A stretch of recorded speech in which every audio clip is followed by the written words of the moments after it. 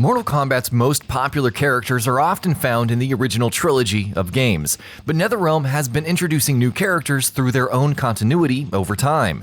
When looking at fighting games, it's not often that you'll find female villains, so the fact that Mortal Kombat can boast a few of its own is a particularly defining trait for the franchise.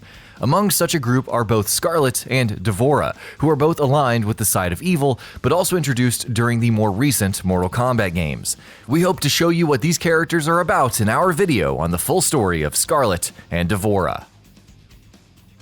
Skarlet and D'vorah are both characters who made their debut in the Netherrealm continuity, with Skarlet's first game being Mortal Kombat 2011 and D'vorah's first game being Mortal Kombat 10. The third and upcoming game in the Netherrealm continuity, Mortal Kombat 11, will feature both Skarlet and D'vorah as playable characters. Skarlet is a creation of the former Emperor of Outworld, Shao Kahn, made out of the blood of fallen warriors. Blood also makes her stronger as she takes it away from her opponents. Skarlet's appearance between Mortal Kombat 2011 and Mortal Kombat 11 has changed drastically. She doesn't appear in the story mode for Mortal Kombat 2011, but is playable as one of its DLC characters. Her role in Mortal Kombat 2011 was to keep an eye on the evil sorcerer Quan Chi for Shao Kahn, as the latter had grown suspicious of Quan Chi. This is a mission she is suited for, as she is a female ninja noted for her tracking skill. Skarlet makes an appearance in the Mortal Kombat 10 comic series, stories that take place prior to the game itself. In it, she beats down Jackie Briggs and confronts D'vorah and Mileena later on. Skarlet's absorption of D'vorah's blood, which is toxic, damages her. Mileena, before fighting Skarlet, unsuccessfully tries to recruit her, with the fight later resulting in Skarlet's legs being destroyed. That being said, Skarlet is restored by the time of Mortal Kombat 11, so it'll be interesting to see how that is explained in the game and what her future holds. Shao Kahn is set to appear as a DLC character. There's no word on her allegiance or story plans for 11, which revolves around the theme of time travel and characters as past selves meeting their current selves. Skarlet's alignment is not clear for 11, and it could be the case that others will attempt to lobby her to their side. Perhaps there is even more to learn about her past. D'vorah, on the other hand, belongs to a race called the Chitin, insect-like humanoids native to Outworld. One of their defining traits is the ability to release bugs with multiple capabilities. While more readily known for releasing toxins, the bugs can also be used for healing purposes and for a variety of other practical applications for which the bugs would be used more like drones. D'vorah is introduced in Mortal Kombat 10 as a lieutenant under Kotal Kahn, a competitor to the throne of Outworld Emperor, but it is revealed in a flashback that she served under Shao Kahn in Mortal Kombat 2011. Her home realm had been conquered by Shao Kahn during this time he was alive, and prior to the events of Mortal Kombat 2011. She readily assented to his conquering of her realm when he arrived. D'vorah has a distinct way of speaking, referring to herself as this one. But by the time of Mortal Kombat 10, D'vorah is now aligned with Kotal Kahn and opposes Mileena, Kotal's rival to the throne of Outworld Emperor. D'vorah is also responsible for killing her previous comrade under Shao Kahn, Baraka. She is first seen in Kotal Kahn's story mode chapter early in the game, riding in a carriage along with him and Kano, an evil mercenary, criminal gang leader, and merchant of arms. When Mileena springs an ambush on Kotal's carriage, an attack that Kano conspired with Mileena to carry out, D'vorah fights back against Mileena's forces. She is next seen in Kung Jin's chapter, as a special forces unit representing Earthrealm seeks an audience with Kotal Kahn. D'vorah doesn't like the suggestion, but eventually relents and allows the team of Cassie Cage, Jackie Briggs, Kung Jin, and Takeda to speak with Kotal Kahn. An alliance is eventually forged after Kotal Kahn is bested by Kung Jin. When the Earthrealm heroes received word of Mileena's location and with her the Amulet of Shinnok, they relay this information by way of Cassie Cage to D'vorah. D'vorah asks to retrieve the amulet herself while an armed force moves to overwhelm Mileena's base, but Cassie pushes to accompany her, with Kotal eventually agreeing to Cassie's accompaniment.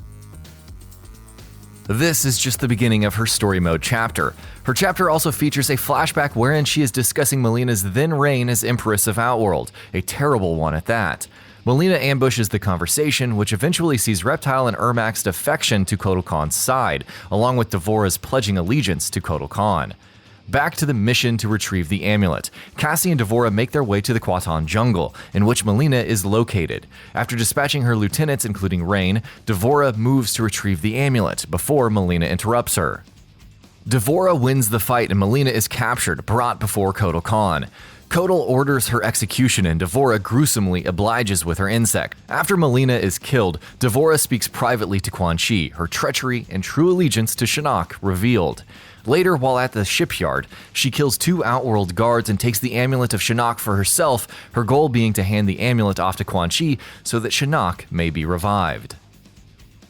Though Quan Chi is captured and taken to a Special Forces camp in Earthrealm, D'vorah manages to make her way to Quan Chi, right as he is about to be executed by Scorpion, and tosses the amulet to him, with Shinnok revived by Quan Chi's last words. She apprehends an unconscious Johnny Cage and moves with Shinnok and a handful of revenants to take over Sky Temple, which houses the life force of Earthrealm. When next we see D'vorah, Shinnok is fully awakened and Earthrealm's life force has been corrupted due to his influence. Johnny Cage, Cassie's father, has been trapped by D'vorah and is being slowly executed by her bugs. D'vorah is the last line of defense between Cassie Cage and Shinnok, and is defeated by Cassie before Cassie eventually defeats Shinnok as well. The efforts of the heroes sees the restoration of Earthrealm's life force, the death of Shinnok, and the apprehending of D'vorah. D'vorah is confirmed to return in Mortal Kombat 11, but it's not clear what role she will take. It's not clear what the Special Forces have planned for D'vorah, and to begin with, it's rather surprising that D'vorah aligned with Quan Chi and Shinnok to begin with. Until it is revealed in the Mortal Kombat 10 comic that D'vorah was drawn to the power represented in Shinnok's amulet and respects power itself.